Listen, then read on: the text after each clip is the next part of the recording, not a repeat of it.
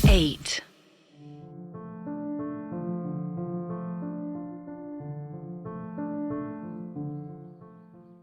सुबह के 8 बज रहे थे। वेदा जापान के ओसाका में थे और कल रात उन्होंने ऑनसेन में नहाकर वहीं पर आराम किया था और अभी वो वापस आए थे उस हिडन लेबोरेटरी में जहां पर उनके लिए एक नया मिशन उनका इंतजार कर रहा था। वेदा के लेबोरेटरी में आते ही हारुकी जी का सेक्रेटरी उनके पास आता है और कहता है, गुड मॉर्निंग एजेंट वी, मैं हारुकी जी का सेक्रेटरी हूं और उन्होंने कहा था कि आपके आते ही मैं आपको ये फाइल दे दूं। इसमें आपके अगले मिशन की सारी डिटेल है और अगर फिर भी आपके कोई सवाल होते हैं तो आप सीधा मुझसे पूछ सकते हैं। जिस पर वेदा हामी भरते हैं और अपने कमरे में जाकर उस फाइल को खोलते हैं जिसमें सारी डिटेल्स थी। वेदा को अपने अगले मिशन में एक स्टेशन पर जाना है जहां पर रात के ठीक 10:45 पर एक ट्रेन आती है जो ठीक 12 बजे एक स्टेशन पर रुकती है, जो स्टेशन इस दुनिया का नहीं बल्कि दूसरी दुनिया का है, जहां से वेदा को वहां के सबसे ज्यादा ताकतवर योकाई को लेकर आना है। उस योकाई को पकड़ने का मकसद ये है कि वो ऐसे क्रिएचर का पता बता सकता है जो बहुत ताकतवर हो और वो इतना ताकतवर भी हो सकता है कि ब्लैक सोल्जर यानी अक्सराज को भी हरा दे। और वेदा को जिस स्टेशन पर जाना है वो एक कार उन्हें वहां तक पहुंचाएगी और फिर उन्हें वहां से ट्रेन मिलेगी जो उन्हें उस डिमोनिक स्टेशन पर लेकर जाएगी। वेदा ये सब समझ गए पर उनके मन में थोड़े सवाल थे जिसके लिए वो उसी सेक्रेटरी के पास जाते हैं और उससे पूछते हैं, मैं सब कुछ समझ गया हूं, बस मैं ये चाहता हूं कि अगर आपको उस जगह के बारे में कुछ और भी पता है तो मुझे बता दीजिए ताकि मेरी थोड़ी और मदद हो सके। जिस पर वो सेक्रेटरी उन्हें अपने साथ चलने को कहता है और उन्हें उस बड़ी स्क्रीन के सामने लेकर जाता है जहां पर जापान का नक्शा बना हुआ था। वो नक्शे में एक जगह की ओर इशारा करते हुए कहता है, ये देखिए, इस जगह की एक प्रसिद्ध कहानी है जिसे पहले सब फिक्शन और अफवाह कहते थे। फिर हमने खुद से अपने योकाई से पूछा तो हमें यह लोकेशन का सच पता चला। वेदा ने बीच में ही बात काटी, क्या थी वो अफवाह? वो सेक्रेटरी वेदा को एक कहानी सुनाना शुरू करता है।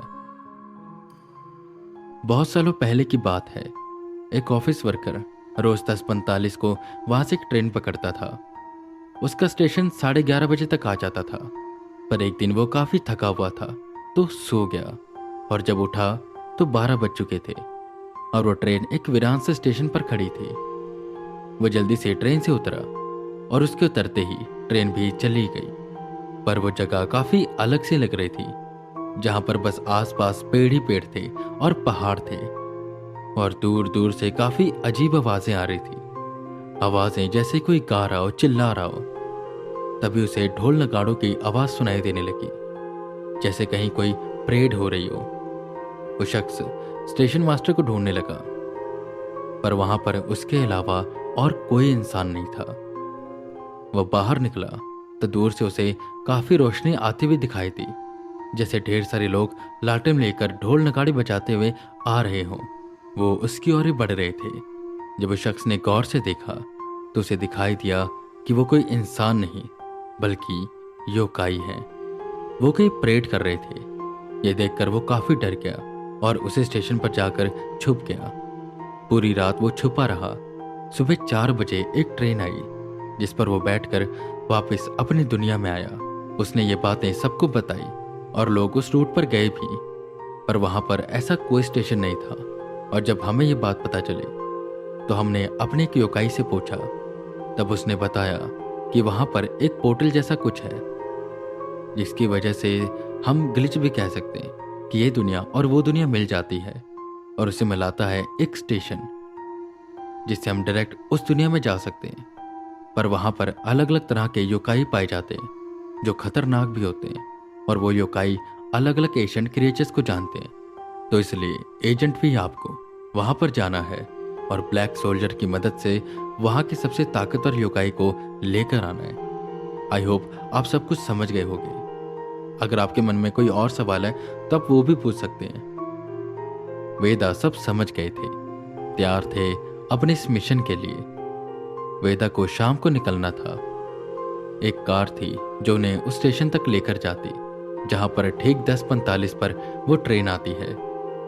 बस वेदा को ध्यान रखना था कि 12 बजते ही जो स्टेशन आएगा उन्हें वहां पर उतर जाना है। सब तैयारी करते करते शाम हो गई। वेदा लेबोरेटरी के बाहर निकले तो वहां पर एक काले रंग की कार खड़ी थी। वेदा उसमें जाकर बैठ गए और जैसे ही वो बैठे, बिना कुछ बोले ड्राइवर ने गाड़ी स्टार्ट करी और वो तेजी से एक दिशा की ओर बढ़ने लगे। जापान की एक बात तो बहुत अच्छी है, वहां के लोग बहुत पंक्चुअल होते हैं और अपनी मॉरल ड्यूटीज को जानते हैं। रोड की साफ सफाई रखना, ट्रैफिक रूल को अच्छे से फॉलो करना, ये कोई उनसे सीखे। खैर, अंधेरा होते ही जो जॉब वाले थे वो निकलकर अपने घर की ओर जाने लगे, जिसके लिए वो इस्तेमाल करते थे मेट्रोस का और ट्रेन का। और इस समय ये दोनों ही साधन फुल थे। वो जो ड्राइवर था वेदा को उस स्टेशन पर उतार कर वहां से चला गया। वैसे वहां पर बहुत सी ट्रेन आ जा रही थी, पर वेदा को 10:45 की ट्रेन से ही जाना था। और अभी वक्त देखा तो रात के 10 बज रहे थे। वो बस खड़े होकर ट्रेन का इंतजार कर रहे थे। आसपास उतने ज्यादा लोग नहीं थे, बस जो थे वो शायद ओवर टाइम करते हैं या वो थे जिनको रोक लिया जाता है ज्यादा काम की वजह से। एक और ट्रेन आती है जिसमें आधे लोग बैठकर चले जाते हैं। वेदा वहीं खड़े खड़े बस इंतजार कर रहे थे कि तभी 10:45 की ट्रेन का अनाउंसमेंट हुआ। वहां की ट्रेन इंडिया की ट्रेन की तरह लेट नहीं चलती। वहां पर 1 मिनट भी कोई ट्रेन देरी से नहीं आती, और यहाँ पर ट्रेन एक एक दिन भी लेट हो जाए तो कोई कुछ नहीं कहता और ना ही कोई एक्शन लिया जाता है। खैर, अपनी अपनी जगह की अपनी अपनी समस्याएं होती हैं। ट्रेन वेदा के सामने आकर रुकी और वेदा बैठ गए उस ट्रेन में, जिसमें बस इक्का दुक्का लोग थे जो आते हुए स्टेशनों पर उतरते जा रहे थे। पर वेदा को जाना था उस डेमोनिक स्टेशन पर जहां पर वो योकाई मिलेगा। वेदा खिड़की से बाहर देख रहे थे। चारों तरफ गुप्त अंधेरा था। वेदा अपनी घड़ी को बार बार देख रहे थे। उनके मन में कई सवाल आ रहे थे, जिस पर अक्सराज कहता है, वेदांत, तू चिंता मत कर। वहां पर जितने भी योकाई हैं, हम दोनों उनसे ज्यादा ताकतवर हैं। पर बस एक चिंता है, एक योकाई ऐसा है जो बहुत पावरफुल है और उससे लड़ने में थोड़ी कठिनाई हो सकती है और हमें उसे ही पकड़ना है। खैर, वो मुझसे ताकतवर किसी भी एशियन क्रिएचर को जानता नहीं होगा, पर हो सकता है कि जानता हो। तो मैं भी ऐसे एशियन क्रिएचर से मिलना चाहता हूं जो मुझसे भी ज्यादा ताकतवर हो। काफी मजा आने वाला है इसमें।